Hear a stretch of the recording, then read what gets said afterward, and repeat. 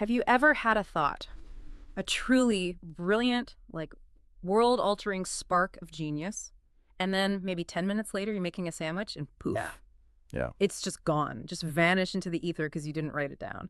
It is, I mean, universally frustrating, right? It is the human condition, I think. Our brains are sieves for the most important stuff and steel traps for commercial jingles. Exactly. Well, the source material we're diving into today starts with exactly that frustration. It opens with this incredibly charming, almost meta complaint where the narrator asks, why can't you store your ideas like it's interesting stuff? Right. And because they're tired of losing these sparks, they declare they're going to put this specific concept into their interesting idea box. Which is such a great image, the interesting idea Yeah. box. But I have to warn you and our listener, what the narrator pulls out of that box isn't just some random musing. We are unpacking a text today that is dense. It's philosophical, it's intensely personal, and it proposes a framework for reality that, well, it kind of breaks the world. Breaks the world is a good way to put it. When I first started reading this, I thought we were going to be talking about personality types. You know, the classic Myers-Briggs or the type A executive versus... The type B artist, yeah. Exactly. But this source takes those terms, type A and type B, and basically rewrites the dictionary. We're not talking about being organized versus being chill. No. We're talking about the nature of the universe, logic versus emotion, and whether we're living in a state of shared insanity. It's a manifesto, really. It explores the nature of reality from the perspective of someone who feels fundamentally different from the rest of society. The narrator identifies as a well-functioning alone person. Right.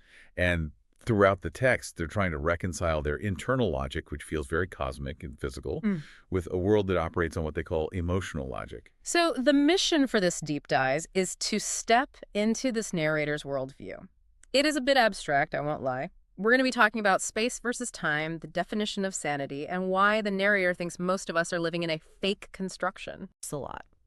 But stick with us, because even if you don't agree with everything, there are some genuine aha moments in here about how we connect or fail to connect with each other. And it all starts with a grid. To understand this worldview, you have to get the distinction the narrator makes between being stably chaotic and chaotically stable. Exactly. Okay, let's unpack this immediately because those sound like contradictions. Yes. Usually when I hear stable, I think of, a steady job, a house foundation, paying taxes. Sure. And chaos is my kitchen after making dinner. But the source defines these in a very specific, almost physics-based way. Right. Forget the social definitions for a second. The text says, stability is living in harmony with things. Think of that as alignment, spatial alignment. Okay. Whereas chaos is when things are mixed and moving. So chaos is about movement and time. So stability is static harmony, Yeah. and chaos is kinetic energy. Roughly, yes. Now here's the flip that defines the narrator's reality. The narrator identifies themselves as chaotically stable. Which sounds like a paradox. Yeah. It does, but look at how they break it down. Yeah. They describe their existence as chaotic. Maybe their thoughts are moving fast, their life feels energetic, maybe they look messy to the outside world, but they possess a stable harmony with the universe. They associate their way of being with space and logic. They feel real because they align with the facts of the physical universe. So they're saying, I might look messy on the outside, or my mind might be racing, but I'm operating on the same operating system as gravity and physics. Precisely. Now, contrast that with how they see the rest of society. They call the average person, the majority, stably chaotic. Which sounds, well, is that an insult? It's certainly a critique. The narrator argues that society, what they call the type of majority, has abnormal connections to made-up fantasies. Okay. That's the stable part for society. People are stable because they're anchored in illusions. Delusions like what? Social norms, unspoken rules, the things we agree matter, even though they don't physically exist. The narrator argues that people are stable within that fantasy, but they're chaotic in how they react to the actual universe because they're indifferent to the mechanics of reality. So they ignore the real to maintain the social. You got it. That is a sharp accusation. It's basically saying, I'm in tune with cosmic logic, but I look weird to you. You guys look normal, but you're grounded in make-believe. And that creates a massive barrier for connection. The narrator confesses to feeling like one of the most alone people they've ever met, even though they function well. They write, the only connection anyone can live is one built off trust. But for them, That trust feels performative. Yeah, there's this poignant line where they say, I think I have issues being comfortable with people because that is the most untrue thing anyone has ever said. They feel that human connection is often just people agreeing to share the same delusion. And that leads to a profound observation about conflict and persuasion. The text notes that shaming someone for their reality is shaming someone for the sake of themselves. It argues you can't force someone to change their view by just blasting them with facts. Right. People only change when they feel comfortable with the reality you're showing them. Which is such a good point. Even outside of this manifesto, you can't just yell logic at someone and expect them to pivot. You have to make your reality feel safe for them to step into. Exactly. But the narrator struggles to do that because their fundamental processing system is different. And this brings us to the type A versus type B framework, or what the text calls the diagonal versus the straight up. Okay, I love this visual. Let's talk about the geometry of thought here. The source posits that type A is the foundation of our current human society. It's what we consider normal. But how does a type A person think, according to this model? The source describes type A thinking as a diagonal connection. So imagine 3 points. Point A is the fact, point B is the conclusion. A logical machine goes straight from A to B. That's a straight line. But the source says type A humans don't do that. They take a detour. They take a detour through emotion. They connect ideas through feelings. They don't go straight from fact A to conclusion B. They go from fact, filter it through, how does this make me feel? Or is this socially safe? And then arrive at a conclusion. So it's, I see this fact, it makes me feel scared, therefore it is bad. Yeah. That's the diagonal line. Right. And because of this, the narrator argues that type A connects stable with unreal. They build their stability on constructed feelings rather than raw facts. They live in a world driven by time and emotion, not space and logic. Exactly. Then you have the narrator's tribe, the type B, and they describe their thinking process as straight up. Yes. Understanding processes of ideas. Oh. So straight up. This is pure logic. It connects stable with real. It connects space with logic. The narrator argues that type B people process information directly without that emotional filter distorting the data. Now, here's the part that really made me sit up. The source explicitly links this type B processing to ADHD. It does. But not in the way we usually talk about ADHD. No, not as a deficit or a disorder. The text reframes ADHD as a trait that makes one lean to being more self-aware in terms of facts. The argument is that because the type B or ADHD mind isn't filtering everything through that unreal emotional layer. They're actually seeing reality more clearly. That's the idea. They aren't getting distracted by the social fantasies. But the narrator is careful to clarify, and I think this is really important because it sounds like we're describing robots, that being type B doesn't mean you don't have feelings. Correct. It is a massive misconception. The text says type B people have lesser of an ability to learn and understand through emotions, but explicitly states this doesn't mean type B have less emotions or feelings, and they may even have more a lot of the time. Okay, so they feel the anger or the sadness or the joy. They just don't use it as data. Exactly. They don't use those emotions as their learning tool. Their reality filter is logic, even if their internal experience is a hurricane of emotion. Whereas for type A, the emotion is the logic. Yes, the emotion is the valid data point. Mm. And because type A is the majority, they've built the world to function on that diagonal emotional reasoning. Which explains why the narrator feels like an alien. If the whole world runs on, how does this make you feel? Yeah. And you run on, does this make sense physically?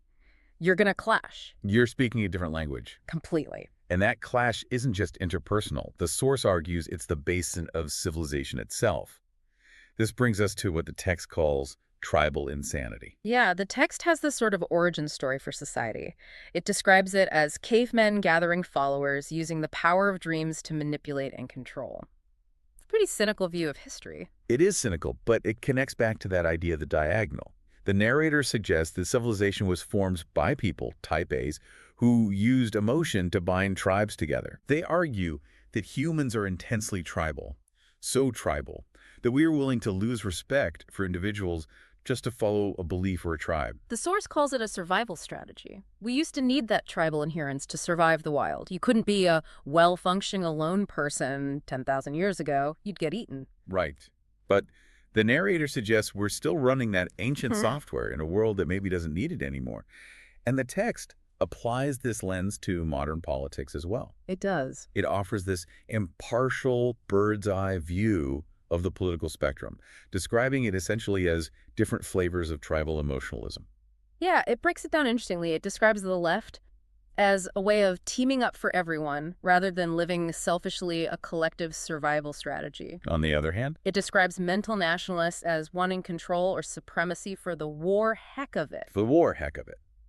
It's a striking phrase. It implies that some of this conflict is driven by a desire for dominance rather than any specific logical outcome. But the narrator doesn't pick a side so much as point out that both operate within this emotional tribal framework.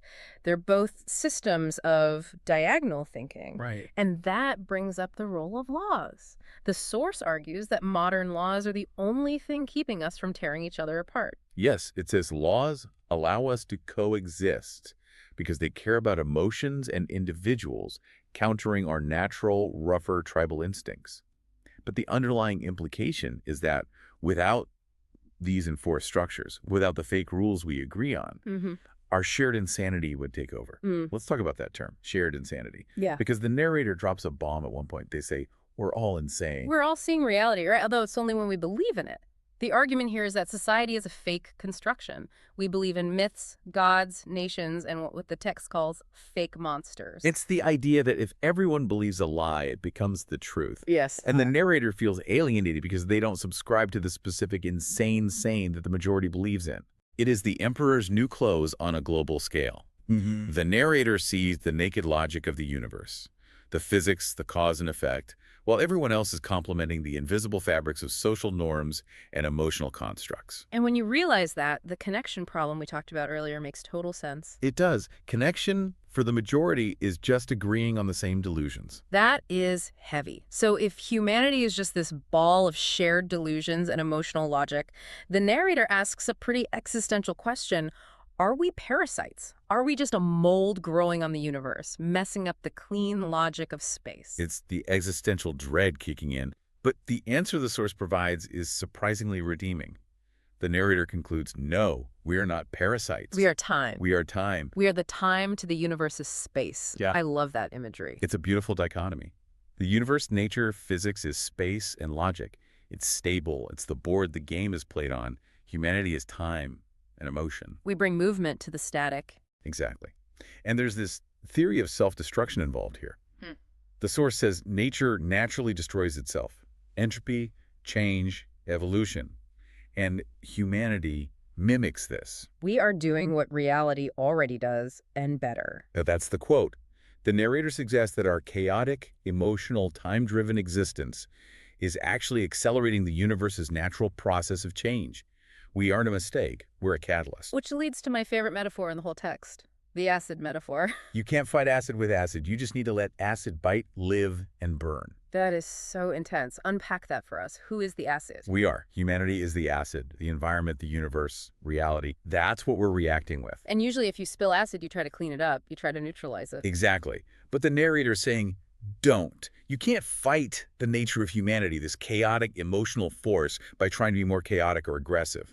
You have to accept it as a chemical reaction. So we are the acid reacting to the environment. We're not toxic. We're inevitable. We're the burn that proves the reaction is happening. So instead of trying to fix humanity to be more logical like the type Bs or trying to suppress the emotions, the narrator is saying, let it burn. Let the reaction happen. That is our function. Wow. Precisely. We're the reaction to our own environment. It reframes the chaos of human history not as a series of errors, but as a necessary chemical process.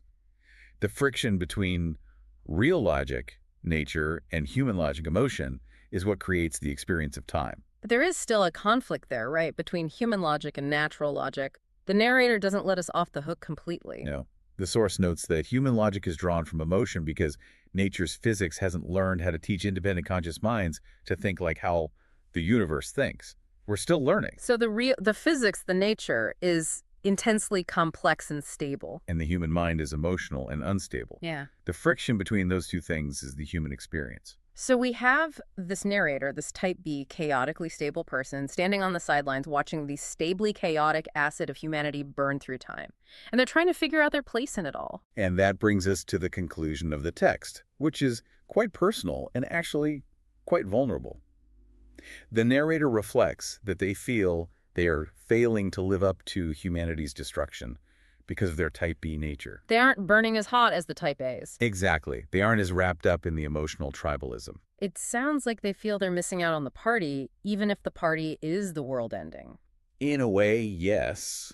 They feel disconnected from the shared insanity, but then they pivot to a new possibility. They wonder if their role isn't to be the acid, but to be the bridge. The source says, sowing the nature of type B to humanity's way of type A. Exactly. The narrator wonders if they can inject some of that space and logic into the time and emotion of society. Can they bring a bit of the universe's stability into the human chaos? It's a hopeful note. It suggests that maybe the well-functioning alone person isn't useless. Maybe they're the anchor. Maybe they're the ones keeping the shared insanity from going completely off the rails. Or at least, they're the ones documenting it. They're the ones putting these observations into the interesting idea box, so that perhaps one day, the two halves, type A and type B logic and emotion, can understand each other. It really challenges the idea of normalcy. The text says explicitly, what we call default and normal is what humans have oppressed to be. Normal isn't natural, it's just an oppressed average. Oppressed to be. It implies that being normal takes a huge amount of effort. It requires suppressing your natural instincts to fit into the social box. And that's a liberating thought for anyone who feels like they don't fit in. Yeah. If normal is just a construct built on emotional logic, then being outside of it isn't being broken. It might just mean you're operating on a different operating system, one closer to the universe itself. So bringing this down to earth for our listener, what do they do with this? If I'm driving to work right now, how do I apply the theory of stably chaotic acid? I think it asks us to examine our own reality. How much of what you believe is straight up logic fact A to conclusion B, and how much is diagonal emotional filtering?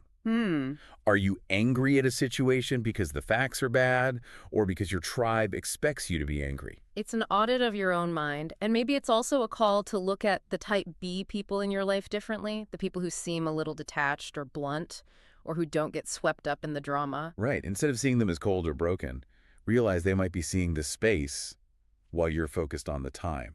They might be the stability you need when the emotional waters get too rough. And if you are the type B person listening, then your interesting idea box is valid. You aren't failing at being human just because you don't vibrate at the same frequency as the tribe. You're just stable in a chaotic way.